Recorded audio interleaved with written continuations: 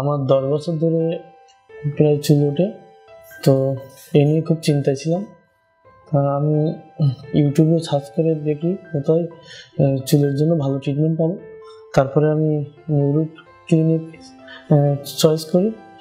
তো ওখানে এসে আমি এপ্রিল মাসে 13 তারিখে আমি করেছি, হেয়ার ট্রান্সপ্লান্টেশন করেছি। এখন আমার রেজাল্ট এখন আমার বেশ ভালো লাগে, সবাই প্রশংসাও করে।